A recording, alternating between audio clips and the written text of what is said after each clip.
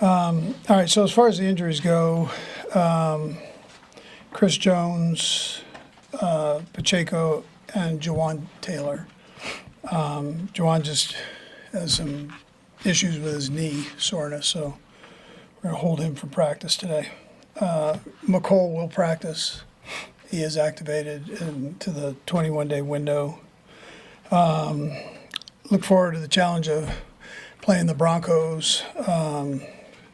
Carson is going to visit with you here in a little bit, but he'll end up being the starting quarterback, and then we'll kind of work things from there on who goes and who doesn't go. I mean, you remember last year how the offensive line played and rotated in and out. So those type of things can potentially take place in this one, depending on the positions. But anyways, the Denver Broncos are a heck of a football team, bidding for obviously a playoff spot. Sean's done a real nice job up there with that team, and as his coordinators have. So we've got to have a good week of practice here, starting today, and then again moving forward throughout the week. Anyways, with that, time's yours. Any difficult decision at all what to do in this situation about Pat and some of the other guys? Kelsey, all those other guys? Yeah, I haven't finalized that part of it, but it wasn't a hard decision, no. What went into it, given that you don't have those guys won't be playing in a game for another 3.5 weeks? Yeah, I've been through that before, so I'm not too worried about all of that. Just gives the other guys an opportunity here to grow, and well, you can use everybody. Andy, obviously you guys put a premium on the turnover aspect of the game all the time. How do you account for the last, I guess, 6 games with no turnovers on offense? What's the difference? Yeah, Nags has made a big point of emphasis on that, and making sure that the guys are keeping the ball high and tight, eliminating tip balls, which could be a problem. Pat's done a great job with the football, and so that's helped us in that area. We can still get better at it as we go here, so we've got to keep rolling with that and keep making that a point of emphasis, as we go forward. So something's changed with it, but is it also a reflection of stuff you guys do in an ongoing way? I mean, it just seems like it's such a radical difference. Yeah, I mean, not as much scheme-wise, no. Just I think the guys are just doing a better job with it, and coaches are working it. You always see Porter out there with that strap pulling on everybody, and everybody kind of gets a shot at it, all skill guys. So, that's helped. Andy, you mentioned before that obviously you have a lot of respect and trust for Carson, but getting the week now to sort of see him all the way through, what excites you the most? What makes you eager about seeing him in the offense, given he's had a full year to understand it and sort of mold it to his skill set? Yeah. Well, I think, first of all, I have a lot of respect for him. I think he's a good football player. I think he's got a good feel for this offense.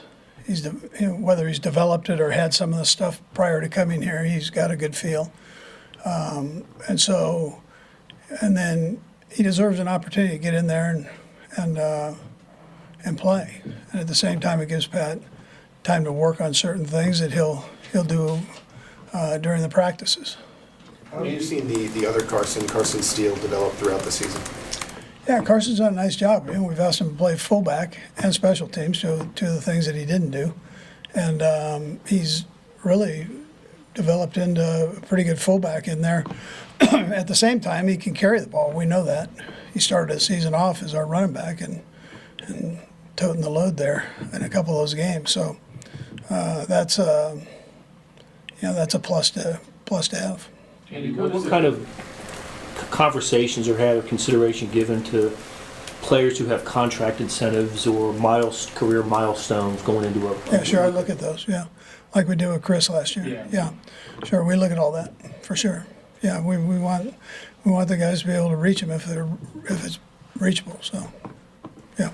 Andy, what is it that you seek to accomplish as a coaching staff over these next couple of weeks?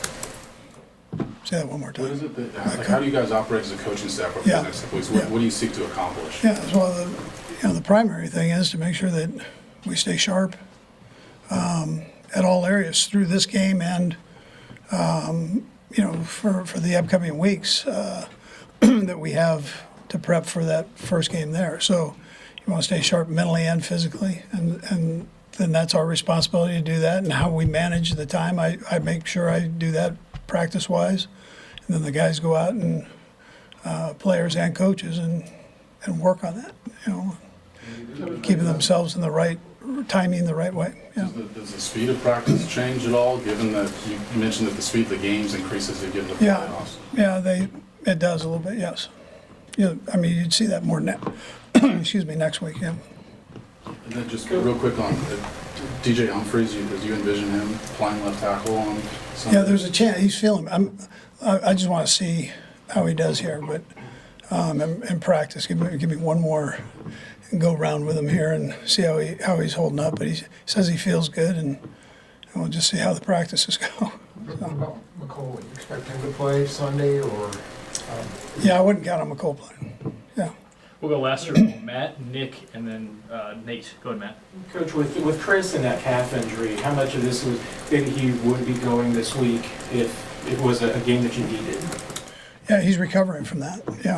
I wouldn't say either way on that, whether he play or not play, but I would tell you that, he's recovering from the calf injury. So that's the primary thing. The guys that are banged up, we're trying to get back where they feel okay. Andy, I know you guys are focused on Denver, but are there any coaches on staff you feel warrant potential interviews for head coaching jobs in the coming weeks? Yeah, I mean, you could take all of the coordinators there and put them right in that mix, for sure. I mean, both of them are, the offensive and defensive guys are phenomenal. Tobe does a great job. I know the two names that normally come up are the offensive and defensive coordinator. So, but both of those two are warrant that, yeah, for sure. Nate? Hey, there's been some speculation from analysts that maybe you could treat Sunday's game similar to a preseason game where you would say have Hollywood Brown or DeAndre Hopkins play a certain amount of time and then obviously sit them in the second half. Given your experience, is that feasible? Is that something that you could even consider given how small roster manipulation you can do in Week 18? Yeah, well, you get two elevations, that's all. So it's hard to do all of that. I mean, the rosters are small now where you got to play guys, and that's how it goes. I mean, if somebody wants to start messing with it, then there's not a whole lot of messing going on. So I'm sure that's for a reason. So guys play, that's how it goes. Good. Thanks, Coach. All right.